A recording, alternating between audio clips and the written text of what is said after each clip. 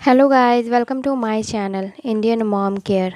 आज मैं बात करने वाली हूँ बेटा होने के वो 5 लक्षण जो कि बुजुर्गों के द्वारा बताया गया लक्षण है। पहले जब कोई गर्भवती महिलाओं में ये लक्षण देखा जाता था तो उन्हें ये कहा जाता था कि शायद उनको बेटा हो सकता है। तो चलिए इस वीडियो को आगे करते हैं और जानते हैं कि वो 5 लक्षण क्या हैं। सबसे पहला लक्षण, जिस गर्भवती का पेट नीचे की ओर झुका हुआ रहता है, ना कि ऊपर की ओर उभरा हुआ। यानी अगर आपको लगता है कि किसी गर्भवती का पेट नीचे की ओर लटका हुआ है, उनको कहा जाता था कि शायद बेटा हो सकता है। दूसरा लक्षण, भूख ज़्यादा लगना। जिस गर्भवती महिला को गर्भावस्था के दौरान काफ़ी ज़्यादा भूख लगती है, तरह तरह की चीज़ें खाने की क्रेविंग्स होती हैं और बहुत ज़्यादा भूख लगती है, अभी खाया फिर थोड़ी देर बाद भूख लग गया, तो वैसे में कहा जाता था कि उस गर्भवती महिला को बेटा हो सकता है। ज़्यादा भूख लगना या कम भूख लगना ये तो एक गर्भवती के ऊपर ही डिपेंड करता है। तो ऐसे में इस लक्षण को बेटा होने के ऊपर कैटेगराइज किया गया। तीसरा, कहा जाता है कि गर्भावस्था का एक लक्षण होता है पैर का भारी होना। यानी पैरों में जब सूजन आ जाता है तो पैर भारी हो जाता है। तो ये कहा जाता था कि अगर किसी गर्भवती महिला का दायां पैर भारी होता है तो वैसे में उस महिला को शायद बेटा हो सकता है। तो दायां पैर भारी होना एक बेटा होने के लक्षण में काउंट किया जाता है।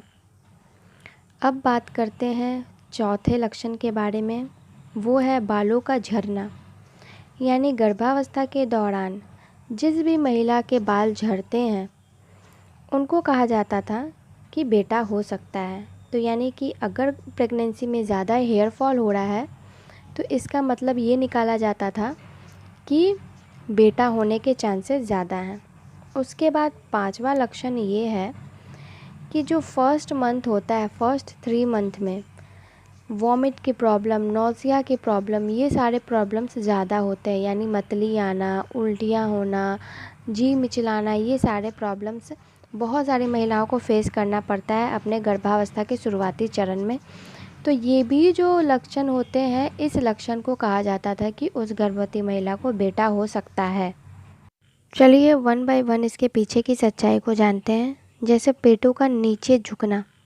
तो पेट का नीचे झुकना इसलिए होता है कि हर गर्भवती महिला का शरीर अलग अलग होता है और पेट की जो संरचना है, आकार है, वो भी अलग अलग होती है। तो गर्भावस्था के दौरान कई महिलाओं का जो पेट है वो बदल भी जाता है बेबी के मूवमेंट के कारण। उसके बाद भूख ज़्यादा लगना या कम लगना उस गर्भवती महिला की इच्छा पर डिपेंड करता है और उनके हार्मोन्स चेंजेस कैसे हैं प्रेगनेंसी के दौरान, इस पर डिपेंड करता है, ना कि लड़का लड़की होने पे। दायां पैर भारी होना। जिस पैर में ज़्यादा सूजन होता है उस पैर का जो भारीपन होता है वो ज़्यादा होता है। तो अगर आपका बायां पैर में सूजन है तो वो पैर भारी होता है, दायां पैर में सूजन है तो वो पैर भारी होता है। तो इसलिए ये सूजन पर डिपेंड करता है। और अगर आप पैरों को ज़्यादा देर तक लटकाई रहती हैं, ज़्यादा देर तक खड़ी रहती हैं, तो ये सूजन की समस्या ज़्यादा होती है।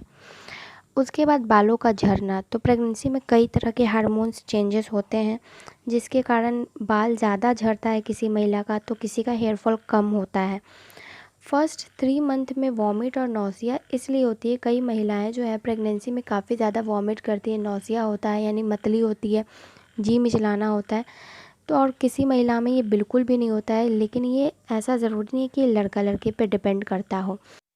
तो ये लक्षण अधिकतर महिलाओं में दिखते हैं, तो ऐसा ज़रूरी नहीं है कि ये सिर्फ बेटा वाली महिलाओं में दिखते हैं। तो अगर ये वीडियो पसंद आया तो वीडियो को लाइक, चैनल को सब्सक्राइब और कमेंट करते जाना। धन्यवाद।